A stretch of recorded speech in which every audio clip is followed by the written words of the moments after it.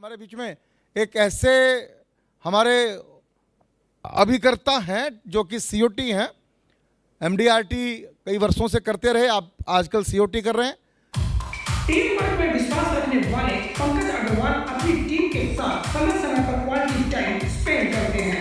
Business के साथ साथ व्यक्तिगत जीवन में भी पंकज अग्रवाल एंड अंशु अग्रवाल दोनों ही एक कामयाब इंसान हैं।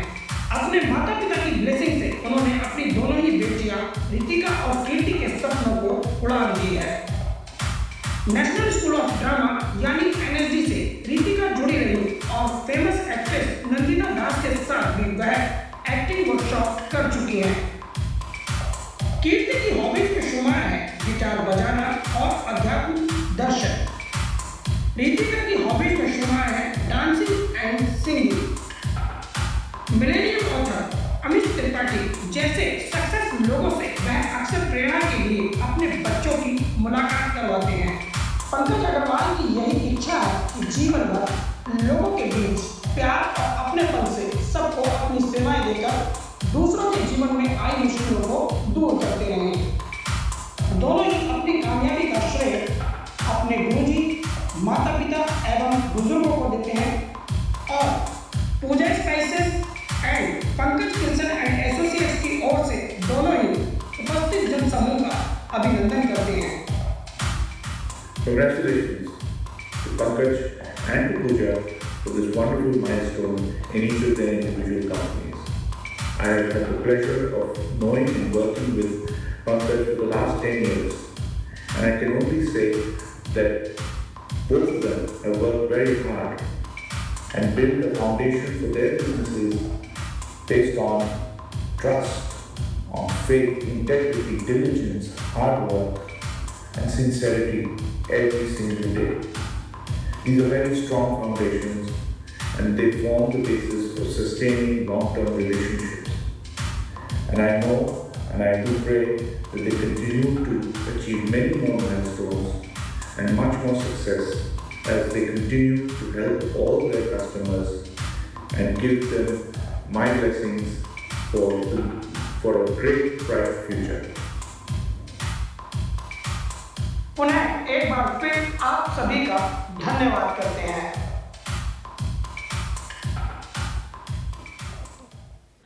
अब इतने बड़े इंट्रोडक्शन के बाद पंकज जी के लिए कुछ मुझे बोलने की जरूरत पड़ेगी। कितने लोग हैं जो पंकज जी को पहले सुन चुके हैं? अच्छा, अब ये हाथ नीचे, कितने लोग हैं जिन्होंने पंकज जी को पहली बार सुनेंगे? क्योंकि वो शायद मुझे लगता है, अरे वाह, 4-5 जने, वेरी गुड। आज मैं अश्योर करता हूँ सर, जो लोग आज सुनेंगे ना वो सुनते रहेंगे फिर पंकज जी को। पंकज जी की थोड़ी सी और अचीवमेंट्स मैं बता देता हूँ कि इस साल पंकज जी ने जो हमारा टॉप ऑफ द टेबल होता है वो सिर्फ 2.5 लाख कमीशन से वो टॉप ऑफ टेबल रुका है। 5.25 MDRTs उन्होंने इस साल लास्ट कैलेंडर ईयर के अंदर करी हैं। तो मेरे ख्याल से इतनी बड़ी अचीवमेंट्स के लिए खड़े होकर के ताली होनी चाहिए।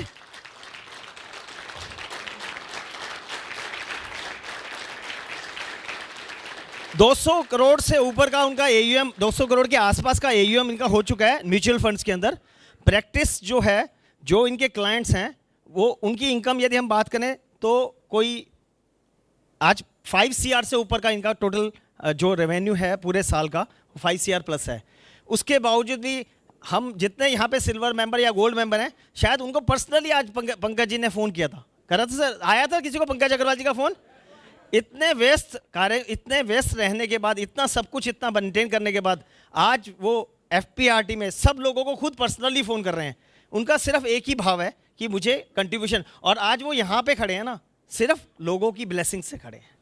तो सब लोगों से, आप लोगों से विनती है कि आप एक बारी और ज़ोर से ताली बजा करके पंकज जी को बुलाने का। Thank you so much. Welcome Pankaj भैया।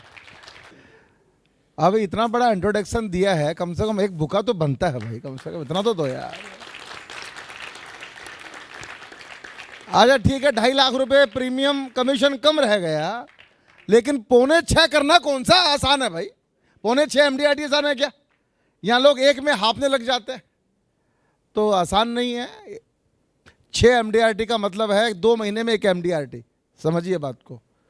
तो पंकज भाई ने को सैल्यूट करना चाहिए, इतना अद्भुत काम किया और वो अपनी बात को शुरू कर रहे हैं। और इस सेशन के बाद मेरा मन है 5-7 मिनट के लिए, अतुल मुझे परमिशन देंगे तो कोई सवाल जवाब का सेशन भी रख लिया जाए। मैं वो बच्चा हूँ जिसको इन सब ने मतलब चढ़ा दिया है और बिगाड़ दिया है actually. And thank you so much for all the love and affection. मैंने जब कॉल किया था ना कल, तो पता नहीं मतलब उसके बाद जो मेरा एनर्जी लेवल था वो इतना ज़बरदस्त था कि मुझे लग रहा था मेरी एक टीओटी कल हो गई दोबारा से। क्योंकि मैंने जिससे भी बात करी उसने मुझे एश्योर किया कि मतलब पंकज भाई आपको फ़ोन करने की ज़रूरत ही नहीं थी, मतलब हम लोग तो बताओ कितने बजे पहुँचना है। और सबने प्रॉमिस किया था, वो सारे लोग मेरे सामने हैं और बहुत सारे लोगों को लेके आए। मतलब this is the success of all of you actually, this is the success of all of you. Thank you so much for being there, thank you so much. आप में से कितने लोग हैं जो ये जानना चाहते हैं how to handle failure? Okay. और कितने लोग हैं ये जानना चाहते हैं कि how to be continuously successful, यानी कि फेल्योर कभी आए ही ना तो? Very good, thank you for sharing that. मैं जो भी बातें आपसे करने वाला हूँ उसके बाद I can promise you one thing, कि अगर आप मुझसे एग्रीमेंट में रहेंगे तो फेल्योर नाम की चीज़ आपकी लाइफ में कभी भी नहीं आएगी। That is my promise you.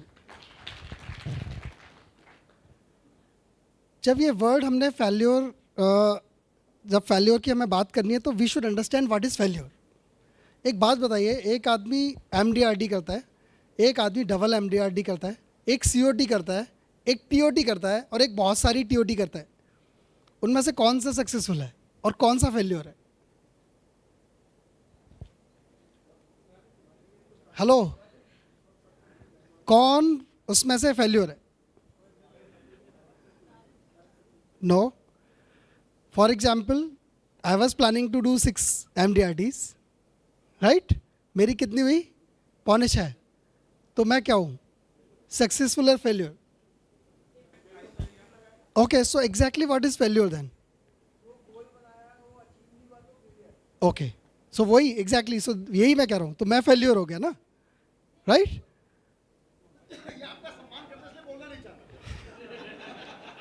अब बोलो, सारे लोग बोलो यू आर फेल्योर, क्योंकि I will have to handle that and I know how to handle that.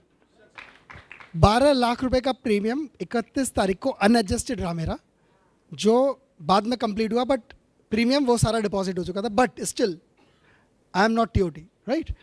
ये जो फेल्योर है, अगर आप ध्यान से देखें तो फेल्योर का मतलब ये है जब आप सक्सेस अचीव नहीं करते, है ना? ये जनरल ओपिनियन है। कौन कौन इससे एग्री करता है कि जब आप सक्सेस अचीव नहीं करते या जो सोचा है वो आप अचीव नहीं करते तो आप फेल्योर है?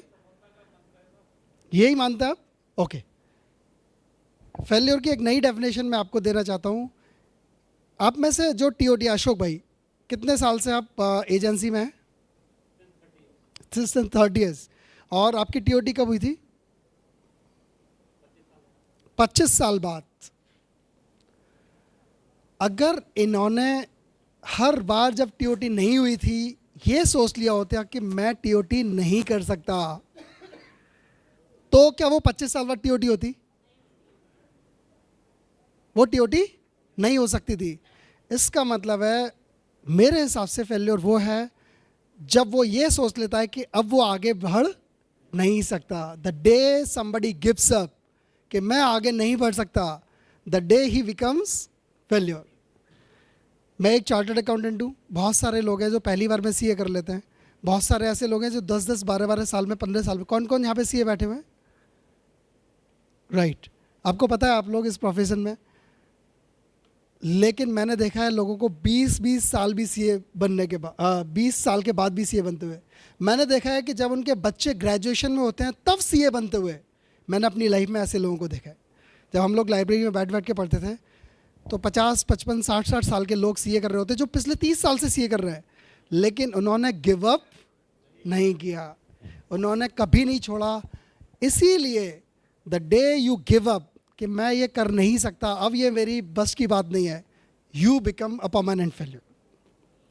Do you agree with that? कौन कौन एग्री करता है? Just raise your hand. इसका मतलब है, अब आप जरा दोबारा से सोचिए कि हम में से कौन कौन फेल्यूर है। एग्जैक्टली क्योंकि अगर आप लोग यहाँ पे आए हैं तो ये एक बहुत बड़ी सक्सेस है, क्योंकि आपने क्या सोच रखा है कि मुझे गिव अप नहीं करना, still there is a hope. जिसने अभी COT किया है उसको TOT करने की सोच थी, अगर वो TOT नहीं कर पाया डजंट मीन कि वो TOT कभी भी नहीं कर पाएगा। मनुष्य ही एक ऐसी क्रिएशन है भगवान की जिसका कद हर साल हर मिनट बढ़ता रहता है। माउंट एवरेस्ट जो वर्ल्ड की सबसे ऊंची चोटी है, उस पर चढ़ने वाले कई लोगों ने ये कहा कि भैया तुम्हारा कद तो वहीं रहने वाला है लेकिन मेरा कद हर साल बढ़ने वाला है। FPRD कंटिन्यूसली इन ट्रेनिंग, बहुत सारे रीजंस हैं जिसकी वजह से हम पहली बार 6.25 MDRT के पास पहुँचे। उससे पहले इट वाज नॉट देयर। मैंने मैक्सिमम अपनी लाइफ में 4 MDRTs करी हैं, but last year it was 6.25। So practically हमारा कद बढ़ रहा है, राइट। अब मैं आपके साथ 2-3 बातें छोटी छोटी शेयर करूंगा। एक छोटी सी स्टोरी के साथ सबसे पहले मैं शेयर करना चाहता हूँ। एक बार एक एक्सपेरिमेंट हुआ। उस एक्सपेरिमेंट में एक ड्रम लिया गया, ड्रम को पानी से पूरा भर दिया गया, राइट। उस ड्रम के अंदर 50 चूहों को छोड़ दिया गया, राइट, और चेक किया गया कि वो कितनी देर में मरते हैं। आपको क्या लगता है कितनी देर में चूहे डूब के मर सकते हैं? किसी को कुछ पता नहीं है क्योंकि किसी ने एक्सपेरिमेंट नहीं किया। To cut short, almost 30 minutes के अंदर अंदर वो सारे के सारे चूहे मर गए। दोबारा से फिर से ड्रम में पानी भरा गया और फिर से फ्रेश 50 चूहों को उसमें डाला गया। जैसे ही 15-16 मिनट हुए, उन सारे चूहों को निकाला गया और ज़मीन पे छोड़ दिया गया। बहुत देर तक वो हाँफते रहे क्योंकि उस पानी के अंदर उन्होंने बहुत स्ट्रगल किया था, राइट। वो जब हाँफते रहे चूहे, उसके 2-3-4 मिनट के बाद फिर से उनको पानी में डाल दिया गया। दोबारा भी वो चूहे मर गए, लेकिन अब की बार आपको पता है वो कितनी देर तक नहीं मरे थे? 60 आवर्स, 60 घंटे तक वो चूहे नहीं मरे। जबकि जो पहले वाले थे वो आधे घंटे के अंदर अंदर मर गए थे। क्यों नहीं मरे ये दूसरे वाले चूहे? इनको 15 मिनट के बाद जब निकाला गया और उसके बाद दोबारा डाला गया तो उनको एक होप जग गई कि मुझे फिर से निकाला जा सकता है।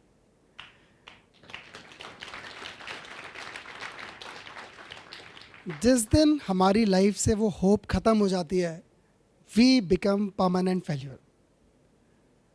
और जब हम सिस्टम से जुड़े होते हैं, जब हम लोगों से मिलते हैं, तब उस अवस्था में हम नहीं आ पाते, राइट। और वो सिस्टम क्या है? FPRD। आज आप सब लोग यहाँ पे हैं, हम एक दूसरे से बहुत कुछ सीखते हैं, बहुत सारी बातें करते हैं। एक होप क्या रहती है?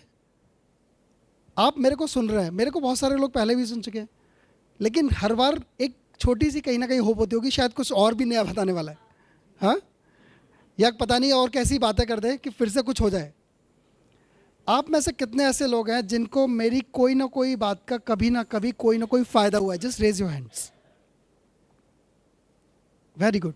आप वो चूहे हैं जिनको 15 मिनट के बाद निकाल दिया गया था।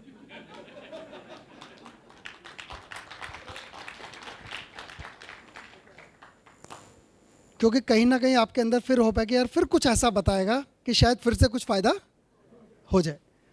इस होप के साथ हम जीते हैं और यही होप हमें कभी भी फेल्योर होने से बचाती है।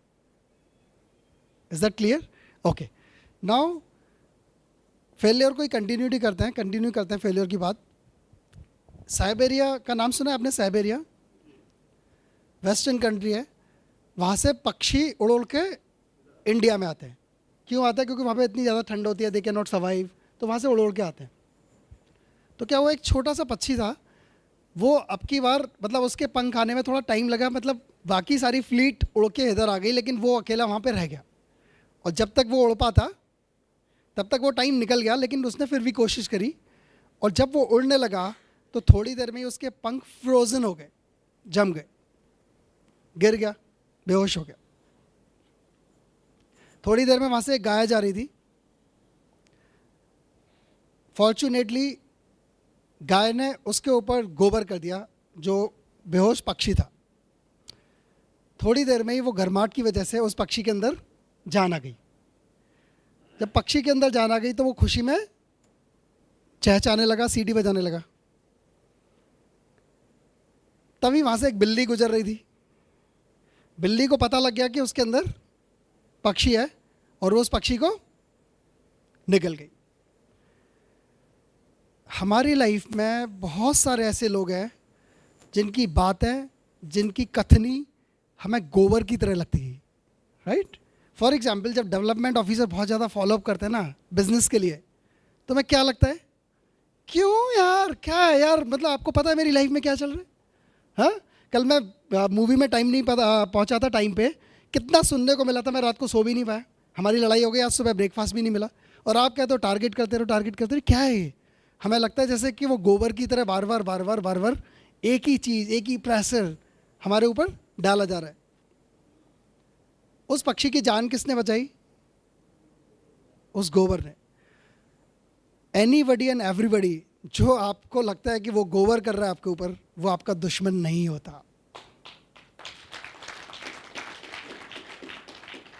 उसके बाद जब आपको लगा नहीं यार ये ज़रूरी था और इसकी वजह से देखो मैंने टारगेट अचीव किए, कम से कम कोई तो पूछने वाला है, राइट, फिर मैं खुशी से चहकता हूँ।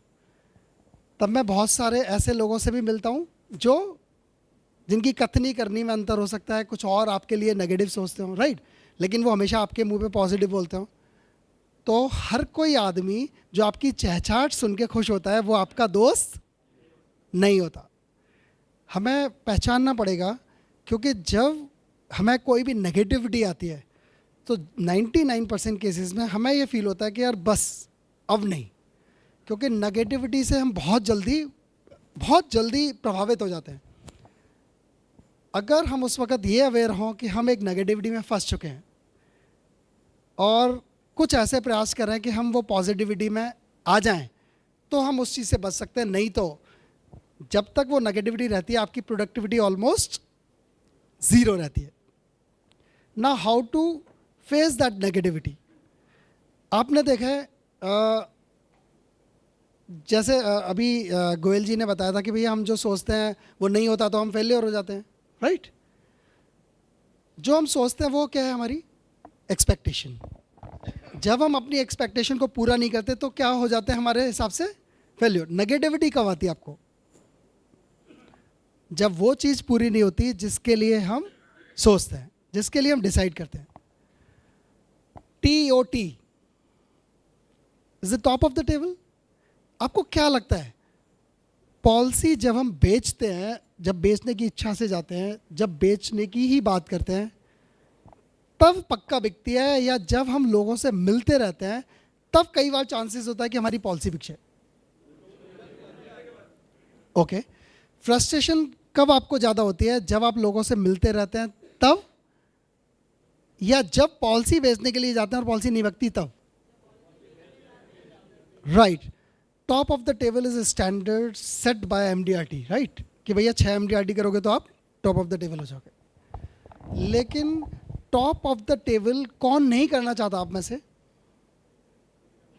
सभी करना चाहते हैं, लेकिन टॉप ऑफ द टेबल नहीं हो रही। तो इसका मतलब है कहीं ना कहीं प्रोसेस में प्रॉब्लम है, प्रोसेस में कहीं ना कहीं प्रॉब्लम है। सो अगर हम उस प्रोसेस को टी ऑन टेबल, राइट, या टाइम ऑन टी, कहने का मतलब है चाय पे चर्चा, टेबल पे चाय, अगर उसमें कन्वर्ट कर दें तो आपको कितना आसान है। आपको क्या लगता है कितना आसान है एक आदमी के साथ चाय पीना? बहुत आसान है। और आसान काम करते करते अगर हमारी TOT हो जाती है तो नथिंग लाइक दैट, राइट। तो क्या हम अपना ऑब्जेक्ट चाय पे चर्चा बनाएं rather than table, top on the table बनाएं? चाय पे चर्चा से लोग प्रधानमंत्री बन गए। राजेश भाई के लिए तालियां। मैं आपको इनडायरेक्टली शेयर कर रहा हूं कि how I have achieve this milestone. जब भी मैं किसी भी क्लाइंट से मिलता हूं, ये जो लास्ट में एक क्लाइंट थे जिन्होंने कुछ टेस्टिमोनियल दिया था, He was the senior vice president Coca-Cola. Right now, he is the country head of Logitech Computers. Right? Now he is joining a big MNC and maybe going outside India. Right? ये आदमी 10 साल पहले मेरे को मिले थे. ऐसे ही पूजा ने एक स्टॉल लगा रखी थी एक कंपनी में. वहाँ पे ही आए एक छोटी सी क्वेरी के लिए. तो उन्होंने पूजा ने मुझे रेफ़र किया, मैंने उनकी क्वेरी सॉल्व की. इनकी शर्ट बिल्कुल बाहर निकली हुई थी. राइट? लंबे से हैं, शर्ट बाहर निकली थी, बिल्कुल सिंपल सा पर्सनैलिटी. तो हमारी उस वक्त कोई एक्सपेक्टेशन भी नहीं थी, पता भी नहीं था ये आदमी क्लाइंट बनेगा या नहीं बनेगा. बट हमारे आंसर से ये बहुत खुश हुए क्योंकि जो इन्होंने क्वेरी करी थी हमने उसका पूरा दिल से जवाब दिया. And finally he became my client and he has invested crores of rupees till now with me. Right? मैं एक छोटे से प्रोसेस में हूँ कि मैं 8 से 10 लोगों के साथ रोज चाय पीता हूँ. ये एक प्रोसेस है जिससे कि मैं कंटिन्यूसली गुजर रहा हूँ. इस प्रोसेस का रिजल्ट ही वो बिजनेस है क्योंकि मेरा top of the table subconscious mind में एक टारगेट है. सबकॉन्शियस माइंड में पता है कि भैया टॉप ऑफ द टेबल कुछ करना है, लेकिन टॉप ऑफ द टेबल के पीछे मैं आज तक नहीं भागा. मेरा जो AUM है जितना भी है मैं उसके पीछे भी कभी नहीं भागा. बेसिकली व्हाट इज़ हैपनिंग, जैसे सोनभद्र में कल आनंद भाई ने कितना अच्छा मैसेज भेजा है. 3,000 3,500 टन ऑफ द गोल्ड की माइंस मिली है, यानी कि हम वर्ल्ड में ऑलमोस्ट तीसरे स्थान पे आने वाले हैं फाइनेंशियली. मतलब आप सोचिए 650 टन भारत के पास है और 3,500 टन की अगर खदान मिल गई और उसमें से सोना निकल गया, so where the India will be. ये इंडिया के बहुत अच्छे दिन हैं. और कितने अच्छे दिन आएंगे. मतलब जितना टन सोना इंडिया ने आज तक इकट्ठा किया था उससे 5 गुना सोना अभी हमें तुरंत मिल गया. कहाँ इंडिया में क्या होने वाला है हमारा लाइफ स्टैंडर्ड हम सोच भी नहीं सकते. यानी कि अगर हम एक प्रोसेस से जाते हैं, प्रोसेस क्या था, ये कितने साल बाद मिला है आनंद भाई, कितने साल की रिसर्च के बाद सोना मिला है? सन 2000 मार्च में, 2005 में, 2012 में प्रोसेस शुरू हुआ. अगर 8 साल में वो लोग होप छोड़ देते, मतलब 8 साल तक एक ही चीज़ को खोदना कौन करता है. लेकिन 8 साल तक हमारे जो जूलॉजिस्ट हैं, भूवर्ग शास्त्री हैं, वो उसमें लगे रहे and finally they got 3,500 ton of gold.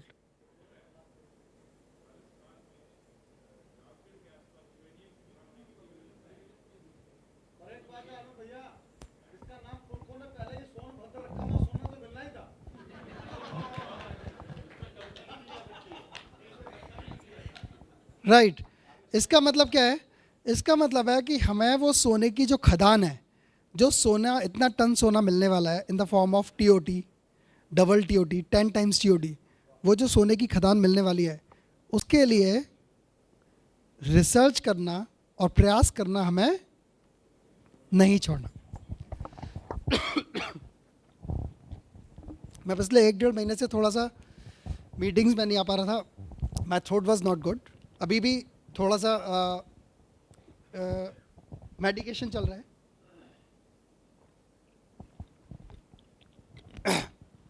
लेकिन बहुत कम बोल के भी पिछले 1 महीने में लगभग 35 लाख रुपए प्रीमियम अरेंज हो गया. तो मेरे को ये समझ में आया कि यार बोलना ज़रूरी नहीं है, मिलना ज़रूरी है. एक स्क्रीन के साथ मैंने अपना लैपटॉप कनेक्ट किया था. मेरी typing speed 110 words per minute है. कोई सामने बैठता है, मैं पूछता हूँ how are you away today, वो बोलता है गुड. फिर मैं लिख देता हूँ. जितनी जल्दी वो जवाब दे पाता है उससे पहले मेरा क्वेश्चन वहाँ पे तैयार होता है. इस तरह से लिख लिख के मैंने बहुत सारे कम्युनिकेशंस पिछले 1-1.5 महीने में किए. पहले मुझे लग रहा था यार मैं तो सिर्फ बोलने का काम करता हूँ, अगर गला मेरा ख़राब हो गया, क्योंकि मुझे डॉक्टर ने बोल दिया था कि तुम बहुत बोलते हो और अगर ज़्यादा बोले तो आपका जो स्वर है वो वैसे ही हो जाएगा जैसे अभी है. और मेरा गला बिल्कुल बैठा हुआ था. मुझे थोड़ा डर लगा, लेकिन मैंने बंद गले से भी काम करना जारी रखा and I could do something. इसका मतलब क्या हुआ, मैंने होप अपनी नहीं छोड़ी.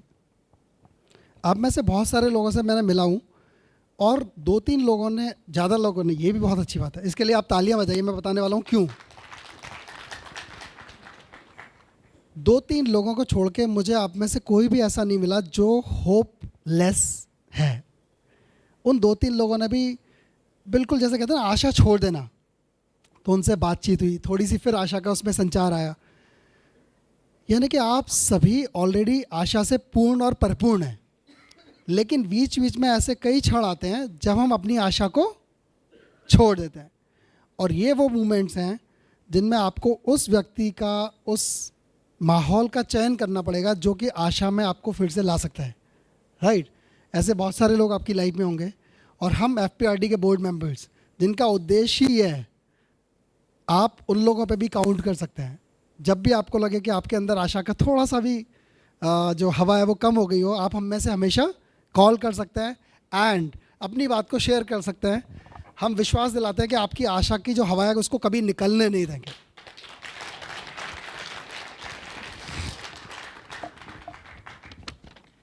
दोस्तों, आप में से कितने ऐसे लोग हैं जिनको कभी लाइफ में थोड़ा सा भी लॉस हुआ है?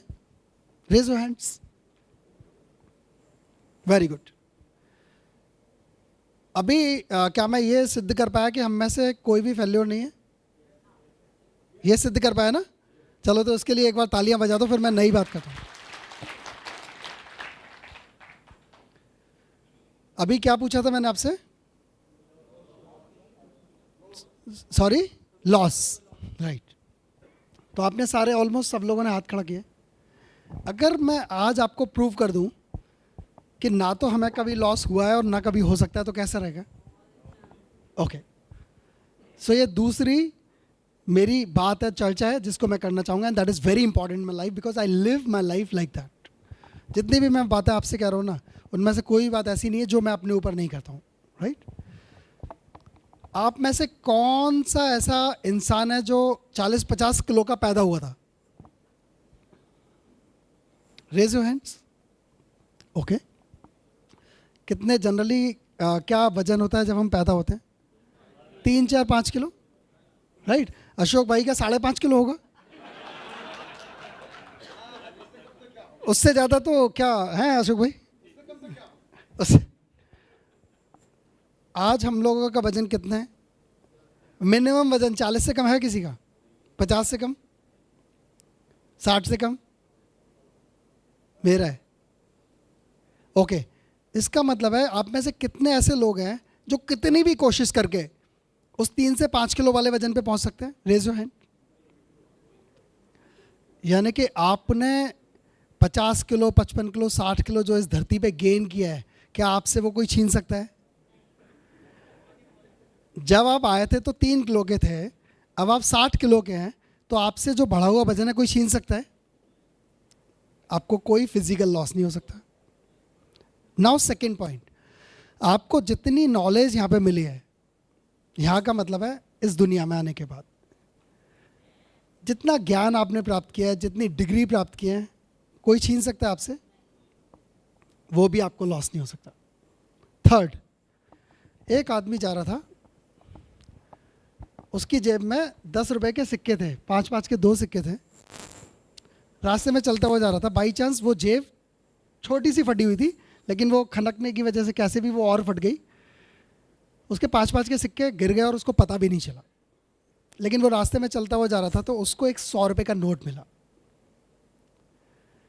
100 रुपये का नोट, बड़ा खुश हो गया वो, उसने अपनी जेब में रखा। उसने देखा आसपास कोई भी नहीं है, मतलब किसी का नहीं है, तो ठीक है, I am the owner of it, मिल गया, रख लिया।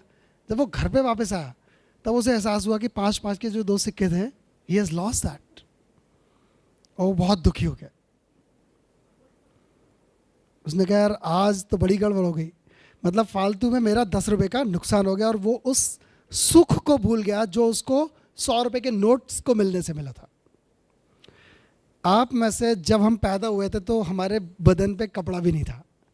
आज आप में से ऐसे कितने लोग हैं जिसके पास 10 जोड़ी से कम कपड़े हैं? आप में से ऐसे कितने लोग हैं जिनकी टोटल संपत्ति 1 लाख रुपए से भी कम है? हमारी लाइफ में हमें 100 रुपये मिले हैं, और कभी कभी 5-5 रुपए के 1-2 सिक्के छिटक के गिर जाते हैं, लेकिन हमें दुख होता है उस 5 रुपए के सिक्के को खोने का, और वो जो 100 रुपए की खुशी है, we just forget it, and this is how we put ourselves into negativity. एक क्लाइंट से मिला था मैं दिवाली के बाद, नवंबर के मैं मिलाऊंगा। उनको रेफ़र किया था, मेरे एक क्लाइंट हैं और वो रिटायर हुए थे। तो मेरे क्लाइंट ने कहा कि यार ये मेरा दोस्त बैठा हुआ है पंकज, इसके मैंने तेरे बारे में बताया तो इनसे मिल लेना, और इनका ये नाम है, नंबर है और ये है, इनसे बात भी कराया था। बात कराई तो उन्होंने कहा कि आप प्लीज़ मेरे से मिलो Pankaj, it will be very nice. मैं उनके घर गया तो वो मथुरा में भी कभी 8-10 साल अपनी नानी वानी के साथ रहते, तो एक कनेक्शन बन गया। बहुत अच्छी आवावगत उन्होंने की, गुड़गांव में थे। तो कुछ चर्चा हुई, उन्होंने अपना कुछ पोर्टफोलियो दिखाया, कुछ कहा कि आप भी बताओ। ऐसे करके 2 या 3 हमारी मीटिंग्स हुई। उसके बाद उन्होंने कहा कि मुझे लखनऊ जाना पड़ रहा है 1.5-2 महीने के लिए, उसके बाद आके मैं चर्चा करूँगा। और कोटक और ICICI भी मेरे पास है और वो उनके वेल्थ मैनेजर भी काफ़ी रिलेशनशिप है। तो मैं जो करूँगा वो ऐसा करूँगा कि 1/3 करके करूँगा और मुझे 10 करोड़ रुपए इन्वेस्ट करने हैं। तो मैंने उन्हें सारी चीज़ें उनको बताई थी। उनको जब वो लखनऊ से आ भी गए होंगे, लेकिन मैंने जब भी उनको मैसेज करता तो उन्होंने कहा कि मैं भी बताता हूँ। फाइनली मैं अभी वियतनाम में था तो मेरे जो कज़िन है उसका मैसेज आया कि भैया वो सुधीर जी, मैं गुड़गांव जा रहा हूँ उन्हीं की तरफ, तो अगर सुधीर जी से आप बता दो, अगर मैं बात कर लेता हूँ, मैं एक बार मिल लेता हूँ, हम दोनों मिल के आए थे, काफ़ी टाइम हो गया। तो मैंने उनको मैसेज किया ऐसे ऐसे। उनका आया कि यार सॉरी पंकज, जो हम लोगों ने सारी चर्चा की थी, लेकिन मुझे कुछ और अच्छा ऑप्शन मिला, तो मैं अपना सारा इन्वेस्टमेंट डिसाइड कर चुका हूँ और वो मैंने सारे 10 करोड़ रुपये इन्वेस्ट कर दिए। तो मैंने उनको लगा थैंक यू सो मच, और आपके साथ जितने भी समय बताया बहुत अच्छा अनुभव था और आगे भी आपसे सीखता रहूँगा, और ऐसे करके मैंने वो कर दिया। Touch wood, I am telling you this, 1 second के लिए भी फील नहीं हुआ कि मेरा कुछ खोया है, क्योंकि वो मेरा क्लाइंट बने ही कब थे जो खोया है।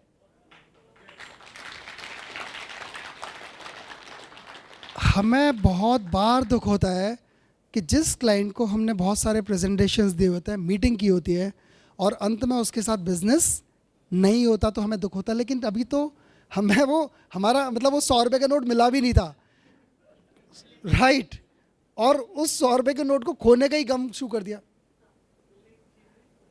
बेसिकली हमारा जो नेचर है वो इस तरह का थोड़ा सा बन गया है, और हमें सोच सोच के उसको उसमें से हमें निकलना पड़ेगा। क्योंकि अगर हम जरा सी भी नेगेटिविटी में आ गए, मैं गर्व से कह सकता हूँ कि हर साल लगभग 20 से 25 क्लाइंट मेरे से छूट के कहीं और चले जाते हैं। लेकिन मैं गर्व से कह सकता हूँ कि हर साल 150 से 200 नए क्लाइंट मेरे साथ ऐड होते हैं।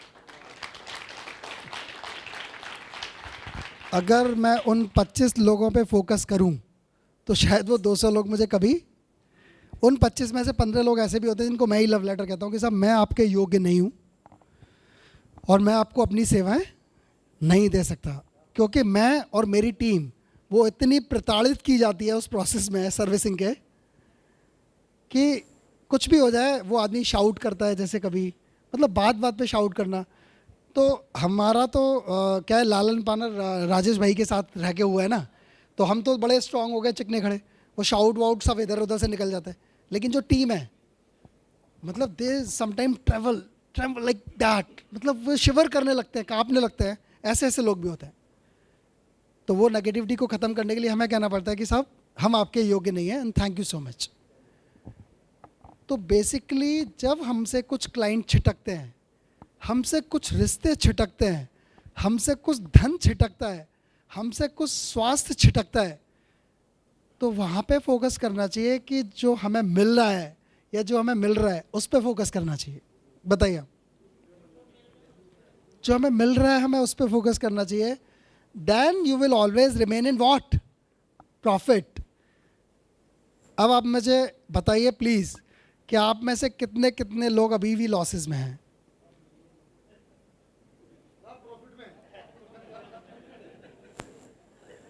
आपकी कोई भी बैलेंस शीट कितने भी लोगों की अगर आप देखेंगे तो आप पाएंगे कि आपकी असेट्स का कॉलम हमेशा आपकी लायबिलिटी कॉलम से ज़्यादा है। And this is what you have gained in this on this earth. हमने इतने रिश्ते बनाए, मतलब जायज़ रिश्ते बनाए, राइट, हमने इतने रिश्ते बनाए, हमने इतना प्रेम पाया, इतना ज्ञान लिया, इतना धन लिया, इतना सम्मान लिया, इतना सब कुछ लिया। वो कहाँ पे लिया? इस धरती पे आने के बाद। और जो खोया है वो उसके सामने हमेशा कम होता है, right. So we are always in profit, yes. So क्या आप अब मेरे से सहमत हैं कि हम सभी प्रॉफिट में और कभी लॉस में नहीं आ सकते? हम लॉस में आ ही नहीं सकते। पांडे जी अभी भी तैयार नहीं है, बताइए। ओके, अब बोल दिया। Thank you so much.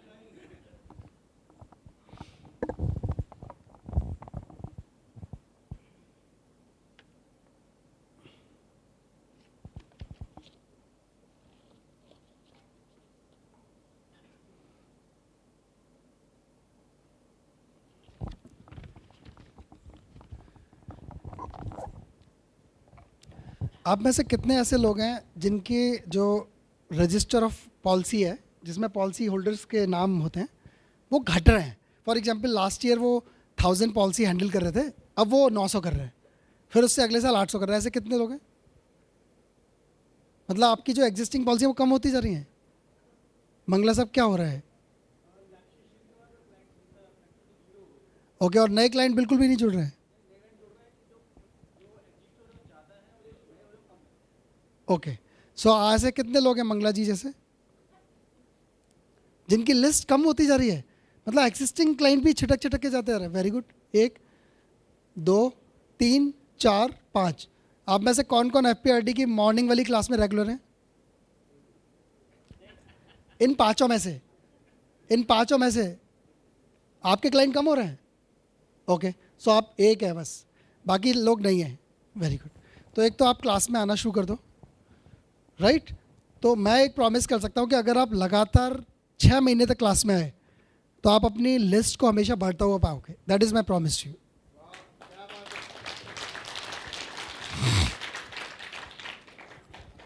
Friday को किस किस को नहीं पता इसके बारे में कि हमारी फ्राइडे को एक क्लास होती है? Raise your hands. ओके, बस 2 ही लोग हैं।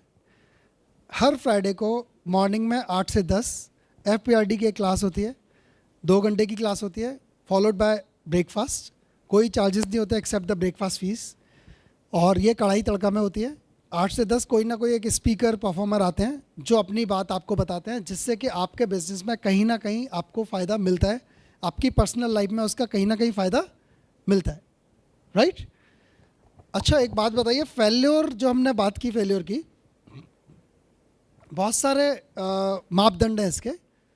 एक आदमी जो बहुत ज़्यादा रिच है लेकिन उसका स्वास्थ्य बहुत ज़्यादा खराब है, ही इज ए सक्सेसफुल और फेलियर? ओके। एक आदमी हेल्थ बहुत अच्छी है, बिल्कुल दारा सिंह की तरह, पैसे ज़ीरो, हर किसी से मांगता है डेली, सक्सेसफुल और फेलियर? एक आदमी है, उसके पास हेल्थ है, वेल्थ है, बट उसके रिश्ते इतने खतरनाक है, मतलब वो कहते हैं ना, कोई भी आदमी उसके साथ रहना नहीं चाहता। उसकी बीवी उसको छोड़ के जा चुकी, बच्चों का पता नहीं, मदर फादर ने पहले ही उसको डिसोन कर रखा है, right? He is a successful और फेलियर? ओके।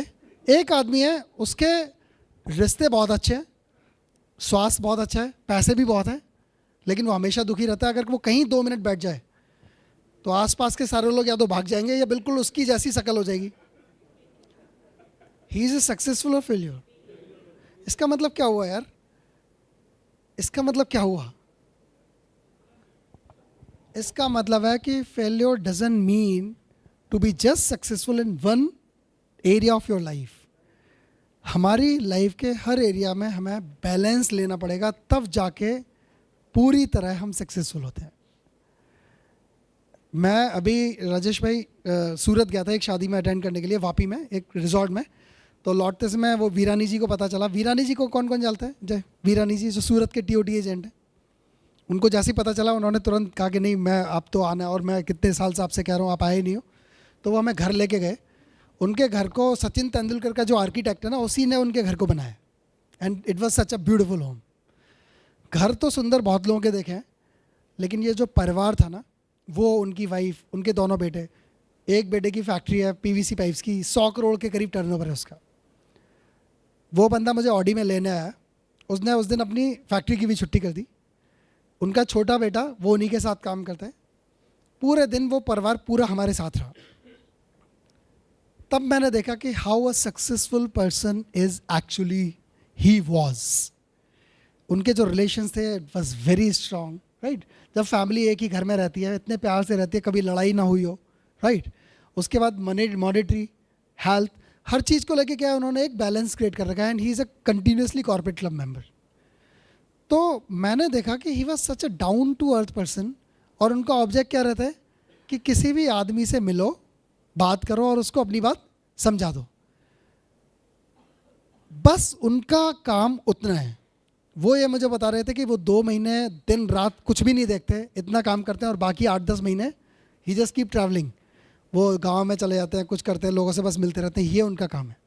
और हर साल almost he does TOT, right.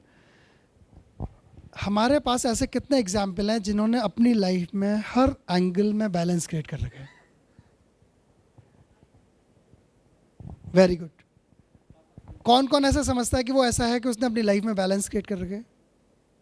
Very good, I am so proud of you, thank you so much, thank you so much. अब आप एक बात बताइए, कमाल की बात क्या है कि जैसे ही कोई भी फाइनेंशियल फेलियर हमें होता है, जैसे कोई लॉस हो गया, या कोई क्लाइंट ने मना कर दिया, या कोई क्लाइंट छिटक के चला गया, उसको जब कोई प्रॉब्लम आती है तो हमारा कितना ज़्यादा फोकस, और हम सोचने लगते हैं कि वो लॉस हो गया, लॉस हो गया, लॉस हो गया। और कोई रिलेशन, फॉर एग्जांपल कज़िन है, एक नाराज़ होकर चला गया, तो जा यार, तेरे ऐसे बहुत सारे और कज़िन है हमारे पास, राइट।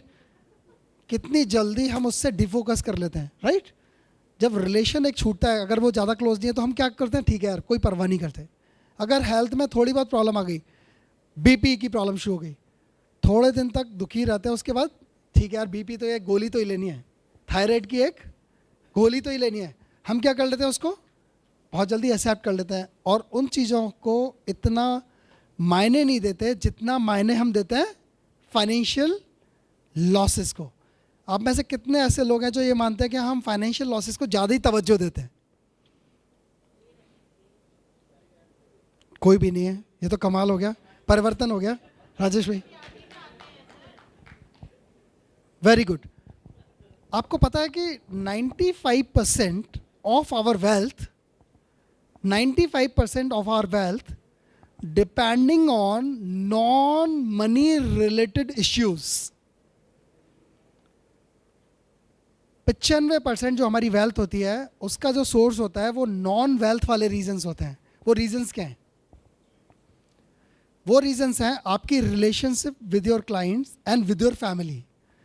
ऐसे कितने लोग हैं जिनके घर पे लड़ाइयाँ होती हैं जो अपनी बीवी और बच्चों से दुखी हों, या वो उल्टा भी हो सकता है कि बीवी बच्चे उनसे दुखी हों और उनका काम बहुत अच्छा चल रहा हो? हाथ उठाओ जिनके घर पे रिलेशंस बहुत ख़राब हैं और तब भी काम बहुत अच्छा चल रहा है। एक भी नहीं है। इसका मतलब क्या हुआ कि relations are so important for us कि अगर वो अच्छे नहीं हुए तो हमारा काम भी अच्छा नहीं होगा। लेकिन हम बहुत सारा समय किस में बिताते हैं? काम में बिताते हैं। और जो रिलेशंस हमें मेंटेन करने चाहिए हम उसमें टाइम नहीं दे पाते। आप जरा थॉट प्रोसेस में थोड़ा सा प्रोसेस अपना चेंज करने की कोशिश करें एंड यू विल फाइंड कि ये मिरेकल बड़े आसानी से हो सकता है। And how is that possible? कि हम जितना समय बिताएं वो किस चीज़ में बिताएं? उन नॉन मॉनेटरी रीजंस पे। For example health. हेल्थ में कितना समय हम बिताते हैं डेली? 1 घंटा कौन कौन हेल्थ के लिए देता है daily? Very good. Relationship, family के साथ 4 घंटे से ज़्यादा कौन कौन बिताता है?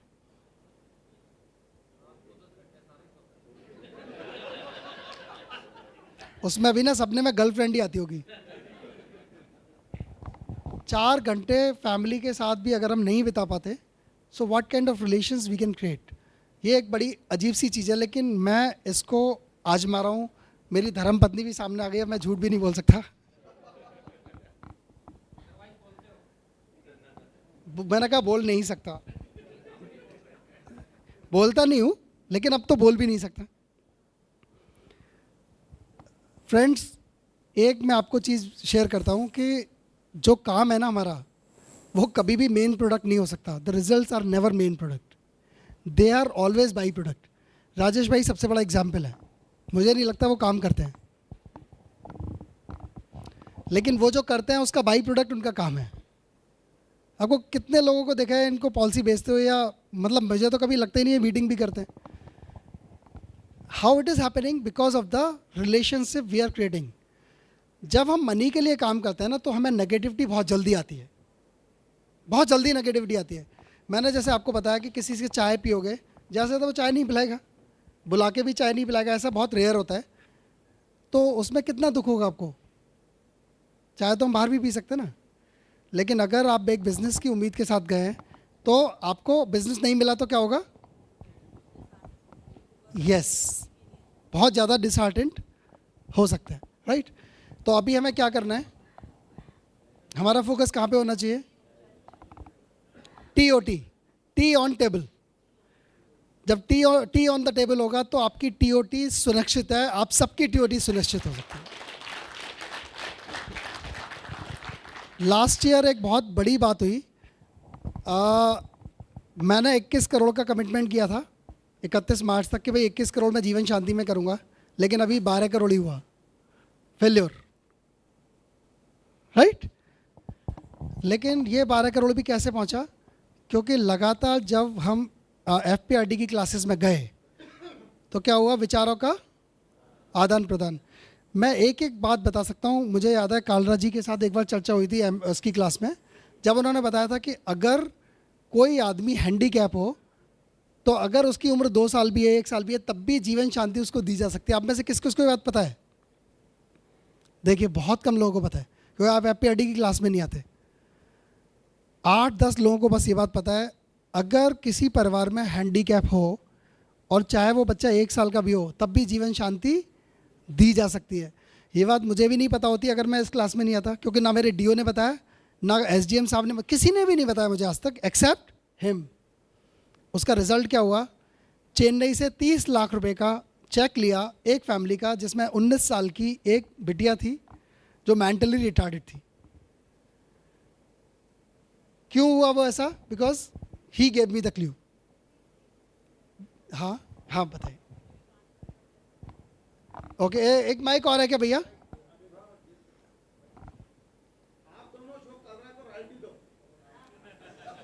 सिंगल प्रीमियम पॉलिसी पे एक ही बार कमीशन मिलता है.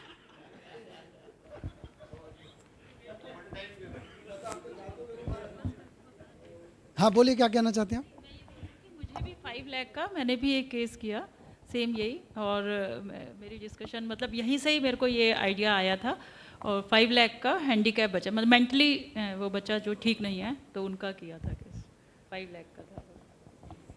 राइट. दूसरा मैं आपको एग्जांपल देता हूँ, जीवन उमंग. पिछले साल मैंने 2 ही प्लान्स 99% केसेस में बेचे हैं, जीवन शांति, जीवन उमंग. और सिर्फ किस पे काम किया है, पेंशन पे. आपको जान के आश्चर्य होगा, मुझे तो ऐसा लगता है कि जब भी मैं कोई काम करता हूँ तो अखबारों में आ जाता है, राइट. तो मुझे ऐसा लगता है अखबार वालों को कैसे पता लग गया, जबकि कोई इंटरव्यू भी लेने नहीं आता. मैं एग्जाम्पल देता हूँ कैसे. परसों के इकोनॉमिक टाइम्स में एक बहुत बड़ी खबर छपी कि इकोनॉमी क्योंकि बहुत डाउन जा रही है, तो लास्ट ईयर सबसे ज़्यादा लोगों ने पेंशन प्लान्स लिए. मैंने कहा यार कैसे पता लग गया उनको कि यार मैंने सबसे ज़्यादा पेंशन प्लान बेचे. Are you getting it. इसका मतलब क्या है, इकोनॉमी तो डाउन है और हमारे LIC का बिजनेस, LIC का प्रीमियम मार्केट शेयर बढ़ा है, पिछले साल से नहीं बढ़ा, ज़बरदस्त बढ़ा है.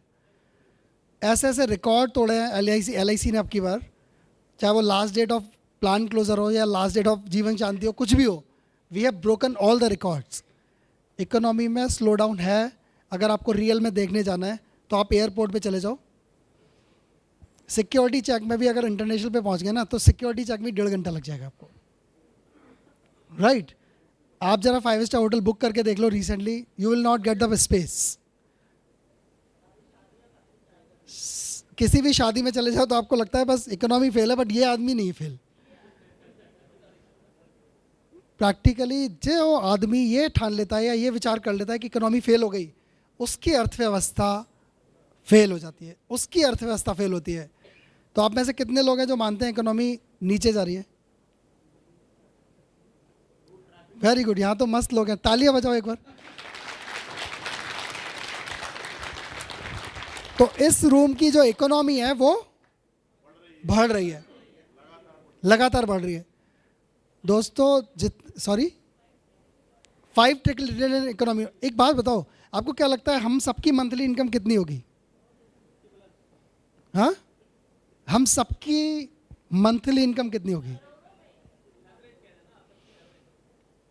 एवरेज नहीं बोल रहा, हम टोटल में बोल रहा हूं। अगर ऑन एन एवरेज सब लोगों की 1.5-2 लाख रुपए भी मैं मानता हूं from all the sources, right? यहां पे 125 लोग बैठे हुए, राइट? कितना हो गया?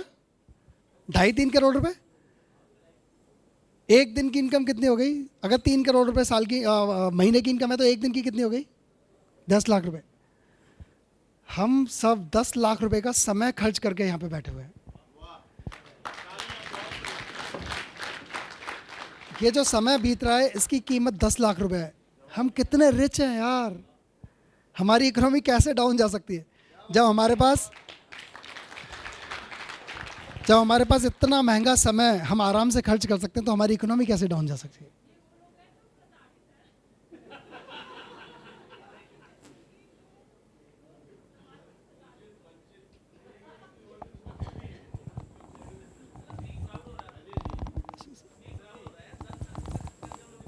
Exactly, we need to understand one thing, कुछ भी है वो यहां से है। राजेश भाई मुझे बता देना, समय 10 मिनट पहले बताना प्लीज। Very good, okay. आपको बोरियत तो नहीं हो रही? Thank you so much. Sorry,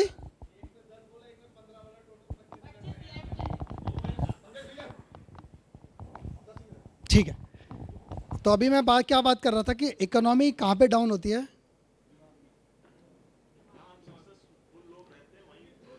आपको क्या लगता है कि क्या भारत में पिछले साल 2 लाख करोड़ का प्रोडक्शन हुआ था तो अभी 2 लाख करोड़ से कम हो गया इस साल?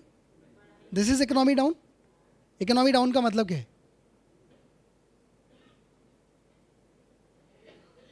देखो, कोई भी नहीं बता पा रहा। इकोनॉमी डाउन का जो नेगेटिव लोगों ने ये मतलब निकाला कि जो हमारी इंडिया की ग्रोथ थी वो 6% थी, 7% थी, अब वो 5-5.5% पे आ गई है बढ़त की। फॉर एग्जाम्पल, हर साल हम बढ़ रहे थे कितनी दर से? 6%, 7%, और अब की बार हम बढ़ेंगे कितनी दर से? 5.5%। लेकिन नेट तो हम बढ़ ही गए ना, तो स्लो डाउन का है। इकोनॉमी डाउन कैसे है? इकोनॉमी डाउन नहीं है। तो इकोनॉमी जो डाउन होती है, हम जो डाउन होते हैं, वो सिर्फ एक ही वजह से होते हैं, when it is here, right? अभी क्योंकि मेरे पास 10 मिनट है, एक छोटा सा गीत अभी हम लोग शेयर करेंगे, लेकिन उसकी मैं थोड़ी सी थीम बता रहा हूँ।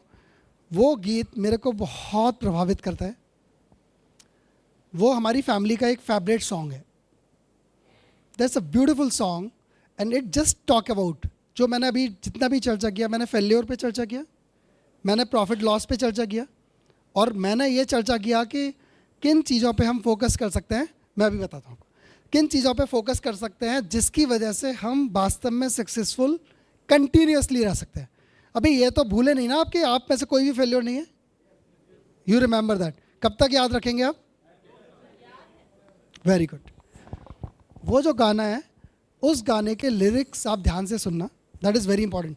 क्या ऐसा भी हो सकता है कि हम वीडियो ना चलाएं, सिर्फ गाना चलाएं? क्योंकि वीडियो देखते ही ना आप वीडियो में खो जाओगे and you will not listen it properly. उस गाने की खास बात क्या है कि वो एक ऐसी की आपको दे रहा है कि जब आप health, wealth, happiness, relationship, trust, respect, जितने भी शब्द हैं, जिनमें से एक भी शब्द मिसिंग होता है तो लगता है लाइफ में से कुछ खिसक गया। वो आपकी पूरी लाइफ को बैलेंस करने के लिए वो गाना काफ़ी है। Subject to the key is implementation.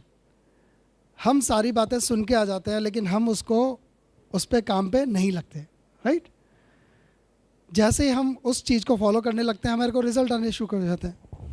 Dharmpal जी के लिए मैं चाहूँगा एक बार हम सब तालियां बजाएं। अशोक भाई के बाद धर्मपाल जी हैं। He is the second person जो जीवन उमंग के मामले में इनकी बातों ने मेरे को प्रभावित किया, जो इस लास्ट टाइम जो तक घूम घूम के बता रहे थे कि वो कैसे जीवन उमंग बेचते हैं। Yes, and it really help me. लेकिन हेल्प कैसे हुई? जब मैंने इनकी बातों को आजमाया। कल मैंने इनको फ़ोन किया, मैंने कहा यार आप ज़रूर आना प्लीज़। तो उन्होंने कहा कि मैं आपका कोई भी लेक्चर मिस नहीं करूँगा और मैं पक्का आऊँगा। मुझे ऐसी बातें सुन के कैसा लगा होगा? I was very happy, I was energetic. मुझे लगा कि यार मतलब जब हम एक दूसरे को प्यार करते हैं ना, we feel good about it. और हमें क्या करना है हर पल? कुछ ऐसे ही काम करना है जिससे we feel good about it. जब आप बैड फील करते हो तब आपका प्रोडक्शन अच्छा होता है, या जब आप गुड फील करते हो तब अच्छा प्रोडक्शन होता है। ये नवीन भाई मेरे ऑफिस में आए, एक छोटा सा गिफ्ट इन्होंने दिया। वो बहुत बड़ा गिफ्ट था एक्चुअली। आप बिलीव करोगे, वो जो काउंटर पे ना, मेरे काउंटर पे वो रखा हुआ है और उसमें रोज पानी डाला जाता है, राइट? ये छोटी छोटी चीज़ें, मतलब मैं जैसे ही मैं सबसे पहले अपने ऑफिस देखता हूँ आपकी याद आ जाती है मेरे को। जब आपकी याद आती है तो आपका खिलता हुआ चेहरा नजर आता है, राइट? एक फरीदाबाद का शेर नज़र आता है, राइट? मैं खुश हो जाता हूँ। फिर कोई भी क्लाइंट आता है, पॉलिसी भी सेल होती है, पता नहीं क्या क्या सेल हो जाता है। We need to create so many anchors everywhere. So many anchors का मतलब है ऐसी चीज़ें हैं जिनको देखते ही हम खुश हो जाए, और जब हम खुश हो जाते हैं तो हमारी प्रोडक्टिविटी बढ़ने लगती है। क्या आपके ऑफिस में चारों तरफ ऐसी चीज़ें हैं जिसको देख के ही आपको लगता है? फिर मैं अपने केबिन में घुसता हूँ, सचिन तेंदुलकर, कपिल देव, मैरी कॉम, डॉक्टर सुभाष चंद्रा, उनके साथ डिनर की फ़ोटो, और जैक कैनफील्ड, ऐसी सारी फ़ोटो जब मेरी अपनी वॉल को देखते ही मुझे लगता है हाँ ये अच्छा, ये किया है, वेरी गुड। मेरा जो मेंटल लेवल है, मेरा जो मोरल है, it goes very high. This is how we do. और ये सब क्या है? विचारों की शक्ति, ख्यालों की शक्ति, right? Now we will listen this song, उसके बाद 1 मिनट लेके and I will close my lecture, right? उसके बाद सवाल जवाब जो आप करना चाहेंगे, प्लीज़ प्ले दैट सॉन्ग। मैं आपसे आशा रखता हूँ कि इसको बहुत प्यार से सुनेंगे आप।